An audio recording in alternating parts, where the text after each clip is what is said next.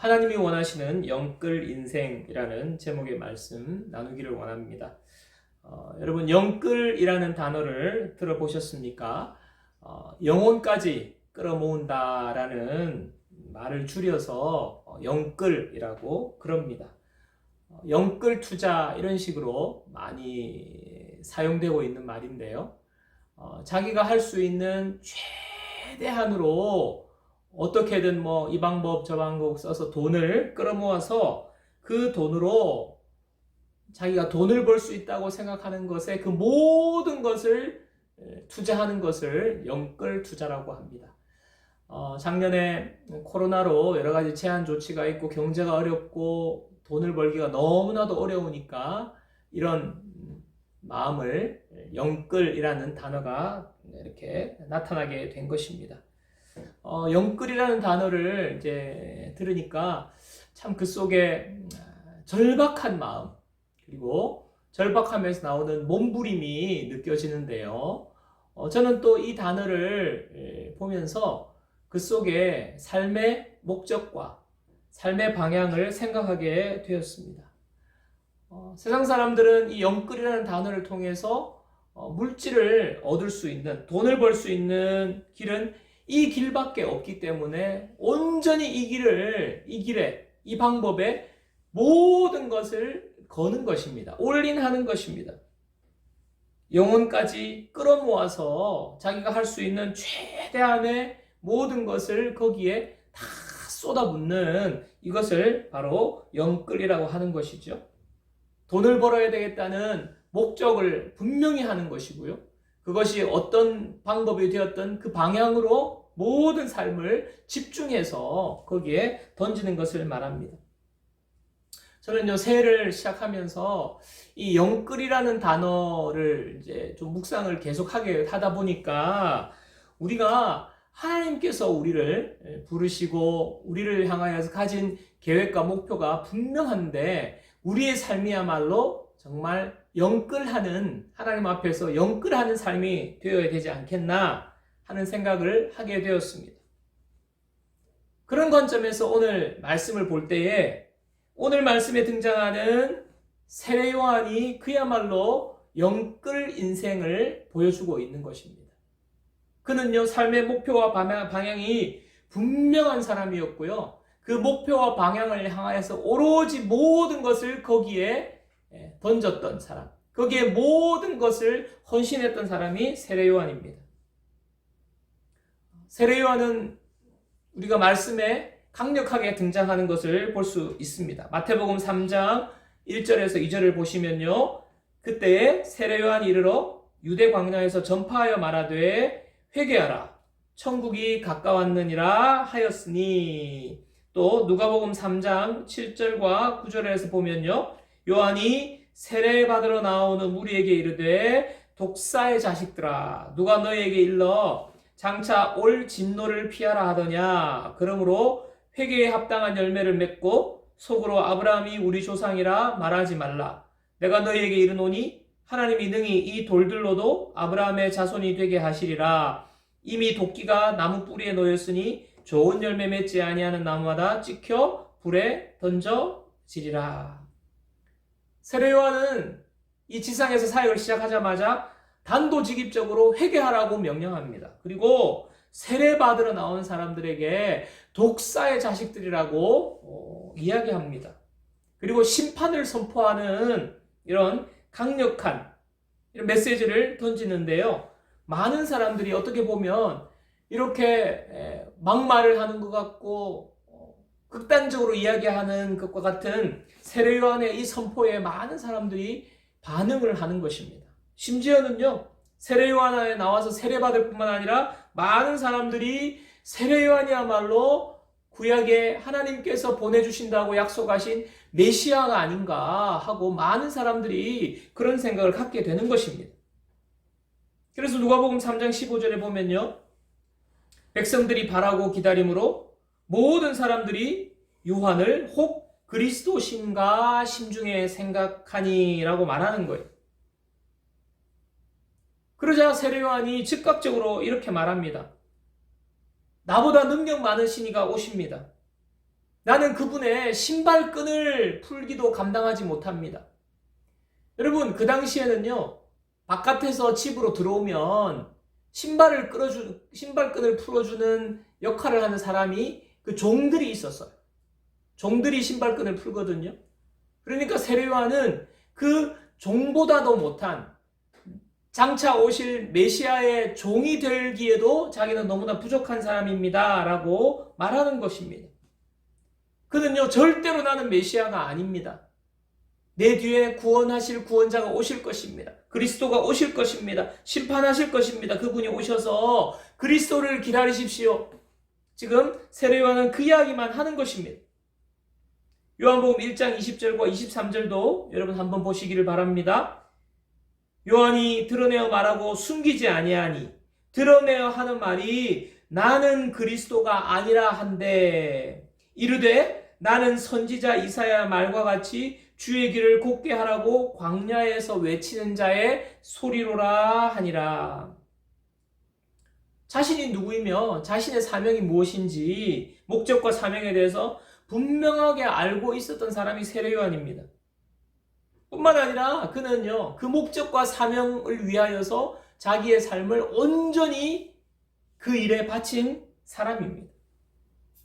세례요한이 자신을 소개하면서 광야에서 주의 길을 곱게 하라고 광야에서 외치는 소리, 이렇게 소개하는 거예요.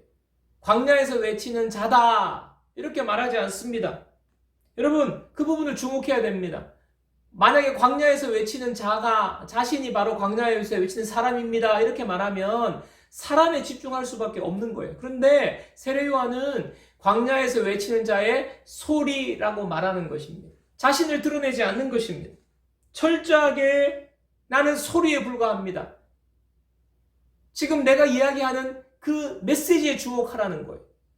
철저하게 자기의 사명과 자기의 사명에 충실한 삶을 산 사람이 바로 세례요한입니다. 여러분, 그렇게 세례요한은 이 예수님이 오시는 길을 예배하는 사역을 하다가 헤롯의 핍박을 받고 감옥에서 순교하게 되는 너무나도 어떻게 보면 단순한 삶을, 사명에 충실한 삶을 살았던 사람입니다. 여러분, 세례요한에 대해서 예수님께서 평가하신 말씀이 누가복음 7장 28절 상반절에 나오는데요. 잘 보십시오. 내가 너희에게 말하노니 여자가 낳은 자 중에 요한보다 큰 자가 없도다. 예수님이 세례요한에 대해서 요한보다 큰 자가 없다는 거예요. 영어 성경 번역에는 보면요, 요한보다 위대한 자가 없다, 예수님이 직접 말씀하시는 것입니다. 여러분, 이보다 더 최고의 평가가 어디 있겠습니까? 저는요, 우리가 2021년 이제 새해를 시작하면서 올해의 시간과 앞으로의 삶이 정말 하나님이 원하시고 기뻐하시고 하나님이 우리에게 주신 목적과 사명과 그 방향을 따라서 나의 전부를, 나의 삶의 모든 것을 요즘 말로 하면 진짜 영끌해서 하나님 앞에 드리는, 하나님 앞에 헌신하는 삶으로 드리고, 그리고 우리가 하나님 앞에 섰을 때에 하나님이 우리에게 칭찬하시고 우리에게 놀라운 하나님의 축복의 평가를 주시는 그러한 삶이 되었으면 좋겠다는 마음을 하나님께서 저에게 주셨습니다. 사랑하는 여러분, 이 시간 예배드리는 저 여러분 모두의 삶이 하나님 앞에 온전히 바쳐지고 온전히 드려지는 삶이 되기를 주님의 이름으로 축복합니다. 그래서 저는요, 오늘 세례요한을 통해서 우리가 배우고 본받아야 할, 어떻게 보면 영끌 인생, 영혼까지 끌어모아서 하나님 앞에 드리는 그 인생의 모습 두 가지를 여러분과 나누려고 합니다. 자, 먼저 첫 번째는요, 예수님을 더 아는 일에 영끌하자입니다. 여러분, 세례요한은요, 자신이 어떤 존재인지 자신이 광야에서 외치는 자의 소리라는 것을 알았습니다. 그리고 그 사명만을 충실히 감당하는 삶을 살았습니다. 어떻게 세례요한은 그렇게 자신의 사명을 분명히 알고 그 사명만을 따라서 살 수 있었을까요? 이유는 간단합니다. 바로 그가 예수님을 알았기 때문이에요. 우리가 예수님을 알게 되면요, 예수님께서 우리의 삶을 변화시켜 주십니다. 이게 무슨 말이냐 하면요, 예수님을 알게 되면 내가 누구인지를 우리가 알게 됩니다. 내 자신에 대한 인식과 생각이 바뀌게 되는 거예요. 또 예수님을 알면 내 삶의 목적을 알게 됩니다. 내가 어디로 와서 어디로 가는지, 내가 무엇을 위해서 이 땅 가운데 존재하는지, 삶의 가치관과 인생관이 변하게 되는 거예요. 예수님께서 변화시켜 주시는 거예요. 예수님이 우리의 삶을, 우리의 생각을, 우리의 가치를 예수님이 깨닫게 해주시는 것입니다. 에베소서 1장 5절 6절을 함께 보겠습니다. 그 기쁘신 뜻대로 우리를 예정하사 예수 그리스도로 말미암아 자기의 아들들이 되게 하셨으니 이는 그가 사랑하시는 자 안에서 우리에게 거저 주시는 바 그의 은혜의 영광을 찬송하게 하려는 것이라. 여러분, 이 말씀을 자세히 보시면요, 에베소서에서 말씀하시는 것이 우리는 하나님이 창조한 존재고, 우리는 하나님께서 이미 예정하셔서 우리를 하나님의 때에 불러주셔서 하나님의 자녀가 되었고, 하나님의 은혜의 영광을 찬송하는 그런 삶을 살게 하시려고 우리를 구원해 주셨다고 지금 분명하게 말하는 것입니다. 여러분, 우리가 이 사실을 알기 전에는요, 그 전까지는, 예수님을 알기 전까지는요, 우리가 우리의 사는 목적이 돈이냐 명예나 성공하는 것이 우리의 삶의 목적인 줄 알고 그렇게 살아오는 삶을 살 수밖에 없습니다. 그래서요, 열심히 노력하고요, 열심히 돈 벌고, 열심히 명예를 추구하고, 열심히 성공의 그 사다리를 따라 올라가려고 애를 쓰고 노력하고, 그 목적과 그 방향을 향해서 우리가 달려가지만, 그래서 그것을 얻게 되면 정말 참된 만족과 기쁨과 성취감과 행복감으로 충만할 줄 알았는데, 거기에 도달해 보니 이게 아닌데, 내가 생각했던 목적을 이룰 때에 행복감이 밀려오고 너무나 기쁘고 그것으로 만족할 줄 알았는데 그것으로 채워지지 않는 것을 그때 발견하게 되는 것입니다. 그러니까 인생의 목적이 여기에 있지 않구나. 그러면서 우리의 마음이 그러면 다른 곳으로 마음을 정하게 되고요. 그것이 바로 우리의 삶이 정해지지 않는 거예요. 방향을 이리저리 옮겨다니면서 방황하는 것이 바로 내 마음이 목적을 잃고 방황하게 되는 것입니다. 그런데요, 예수님을 알게 되면, 우리가 예수님을 만나게 되면 내 인생의 목적이 분명히 정해지는 거예요. 우리 인생의 목적은 이 세상의 것에 있지 않고 하나님의 영광을 위하여서, 하나님을 위하여서 하나님을 찬송하는 것임을 알게 되는 것입니다. 여러분, 이 목적을 알게 되면요, 우리가 흔들리지 않게 되는 거예요. 우리 마음이 흔들리지 않습니다.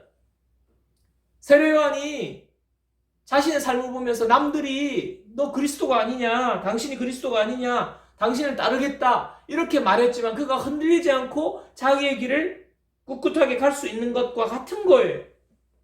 여러분, 우리가 내가 지금 하고 있는 일, 내가 지금 가지고 있는 직업, 내가 맡은 직분, 그 직분과 그 직업과 내가 하고 있는 일을 대하는 태도가 달라지는 것입니다. 왜냐하면 이 일을 통하여서 내가 하나님께 영광을 돌리는 그 목적이 뭘 깨닫기 때문에 그런 것입니다. 내가 하나님의 영광의 찬송이 되는 것이 내 사명이라는 것을 알기 때문에 어떠한 상황과 어떠한 환경이 중요한 것이 아니라 그 상황 속에서 그것을 통하여서 하나님께 영광 돌리는 그런 자로 우리가 살 수 있는 것입니다. 여러분, 교회는 오래 다녔는데, 신앙생활은 오래 한 것 같은데 실제적으로 하나님이 주시는 삶의 목적을 깨닫지 못하고 삶이 갈피를 잡지 못하고 이리저리 흔들리는 사람들이 많습니다. 자신이 하고 있는 일에 사명감도 없고요, 자신이 하고 있는 일에 열정도 없고 그 삶의 기쁨과 풍성함을 누리지 못하는 사람들이 많습니다. 왜 그런 줄 아세요? 왜 그렇습니까? 예수님을 아는 지식이 부족하기 때문에 그래요. 예수님이 누구신지, 예수님에 대해서 아는 지식이 없으면서 교회 다니는 사람들은요, 형식적으로 종교 생활하는 것에 불과한 것입니다. 여러분, 우리의 신앙생활은 종교 생활하는 것이 아니라 신앙생활을 통하여서 예수님을 더 알아가는 것이 바로 신앙생활이에요. 예수님을 알게 되면서 예수님과 우리의 관계 속에서 누리는 풍성한 축복과 하나님이 주시는 풍성한 은혜를 누리면서 사는 것, 그리고 예수님이 나를 통하여서 내 삶을 변화시키는 것을 경험하면서 사는 삶이 바로 신앙생활이에요. 여러분, 예수님을 알 때 예수님께서 나의 삶을 변화시킵니다. 우리가 변화되려고 노력하고, 우리가 목적을 찾으려고 노력하고, 우리가 어떤 비전을 찾으려고 노력해서 되는 것이 아니라 예수님을 알게 되면 될수록 예수님이 우리를 변화시키는 것이에요.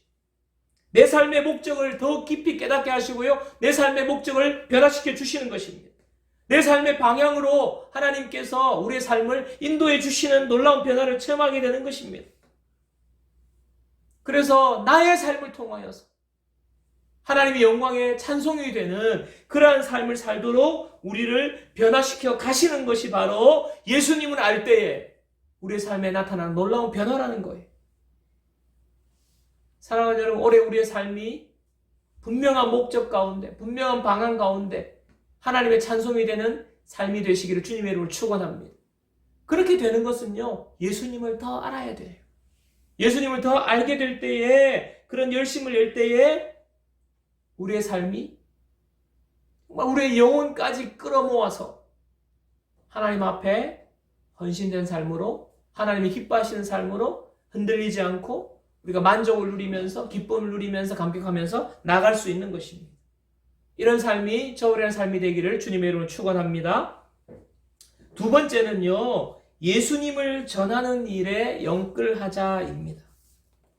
누가복음 3장 18절을 보시기 바랍니다. 또 그 밖에 여러 가지로 권하여 백성에게 좋은 소식을 전하였으나. 여러분, 세례 요한은 회개하라고, 천국이 가까이 왔다고, 메시아가 오신다고 이 소식을 전하는 것이 그의 삶의 전부였어요. 정말 심플한 삶을 그가 살았습니다. 여러분, 예수님을 알게 될 때에 우리의 삶이 변화된다라고 말씀을 드렸습니다. 예수님 우리를 변화시키세요. 그런데 이런 변화가 일어나기 위해서, 많은 사람들에게 이런 변화가 일어나기 위해서는요, 그 사람이 예수님을 알아야 되는 것입니다. 그래서 하나님께서 우리에게 이 일을 맡기셨어요. 예수님을 알게 하도록 우리를 부르셨습니다. 로마서 10장 14절입니다. 그런즉 그들이 믿지 아니하는 일을 어찌 부르리요, 듣지도 못한 일을 어찌 믿으리요, 전파하는 자가 없이 어찌 들으리요. 여러분, 요즘은요, 복음을 전하기가 너무 힘든 시대를 우리가 살아가고 있는 것 같습니다. 여러 가지 이유가 있겠지만은 교회가 세상의 빛과 소금이 되어야 되지 못하기 때문에 교회의 교자도, 예수님의 옛자도 꺼낼 수가 없는 그런 분위기가 된 것입니다. 많은 사람들이 그냥 마음을 닫고 있는 거예요. 여러분, 근데 우리는요, 이 생각을 해야 됩니다. 모든 상황과 어떠한 상황에도 불구하고 하나님은 오늘도 하나님의 백성들을 찾고 부르고 계시고, 하나님의 때에 하나님의 자녀들을 구원하고 계신다는 사실을 우리가 믿어야 되는 거예요.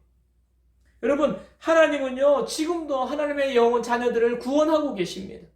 하나님의 때에 하나님께서 그 영혼을 부르시면 아무도 그것을 거절할 수가 없어요. 주님이 구원하시는 것입니다. 여러분, 그래서 우리가 내가 복음을 전하고 내가 어떻게 잘 말씀을 증거했기 때문에 그 사람이 구원받는다? 절대 아닙니다. 우리는요, 그저 예수님을 소개할 뿐이에요. 우리는요, 그 영혼을 위해서, 그 영혼의 구원을 위해서 우리가 도구가 될 뿐입니다. 복음의 말씀을 뿌리고 좋은 소식을 전하게 될 때에 하나님의 때에 하나님께서 그 영혼을 구원하시는 것입니다. 그 일을 우리에게 맡기신 거예요. 때로는 우리가 복음을 소개할 때에 우리가 복음을 말하다가 어떤 사람과의 관계가 나빠질 수가 있고요. 사람들로부터 조롱을 당할 수도 있고요. 많은 사람들로부터 무안을 당하는 일을 당할 수도 있습니다. 그러나 그럼에도 불구하고 우리는 예수님을 전해야 하는 것입니다. 복음을 전해야 하는 것입니다.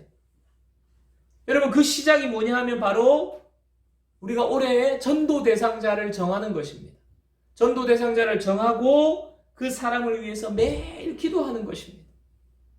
그리고 우리가 기회가 되면 그 사람과 좋은 관계를 맺고 그 사람과 교제하는 것입니다.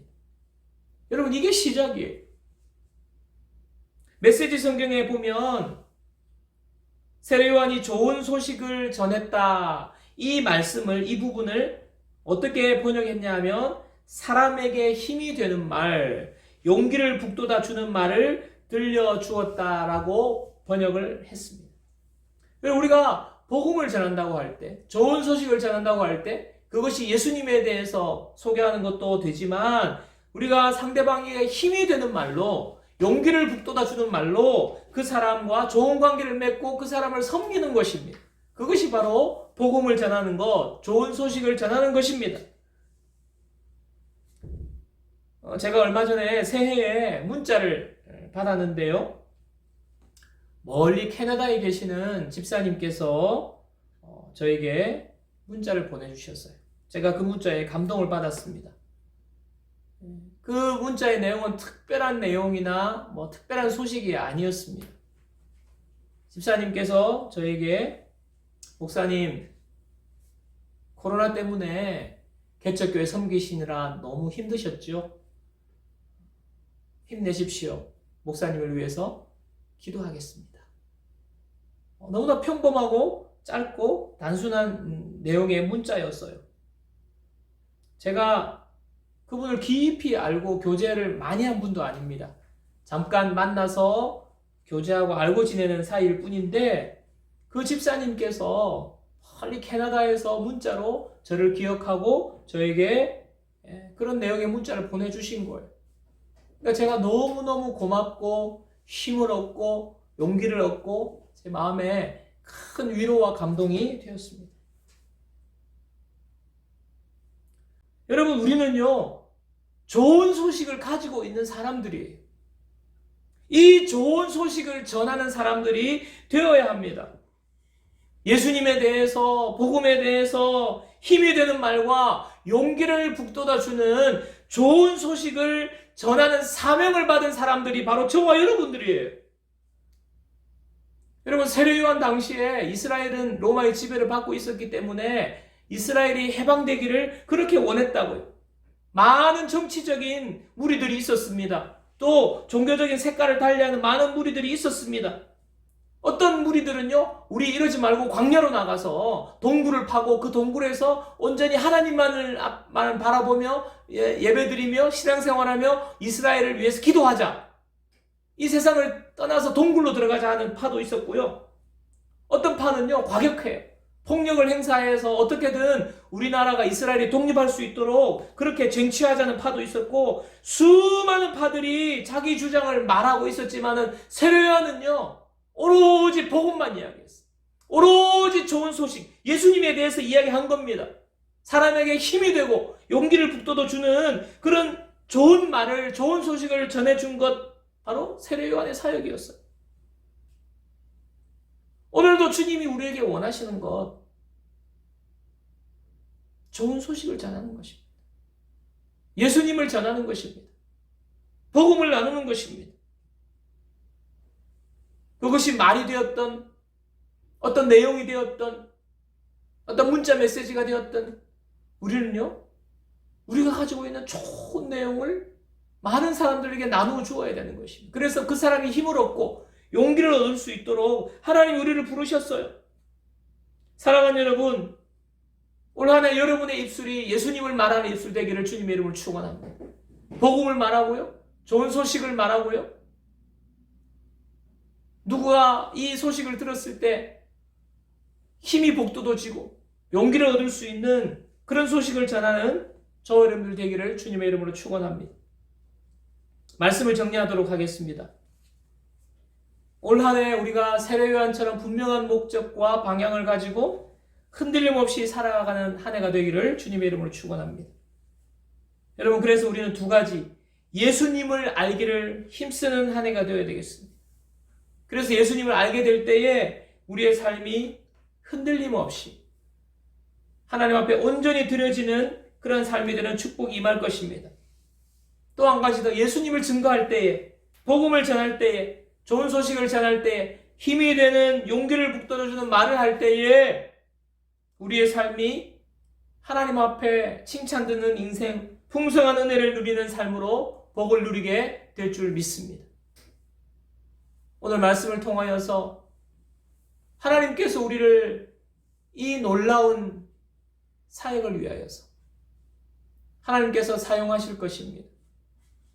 우리가 예수님을 더 알며 예수님의 좋은 소식을, 복음의 좋은 소식을 힘이 되고 용기를 북돋아주는 말을 우리가 나누면서 하나님 앞에 온전히 나아갈 때에 우리의 삶이 정말 하나님이 기뻐하시고 하나님이 원하시는 그런 인생으로 하나님 앞에 온전히 쓰임받게 될 줄 믿습니다.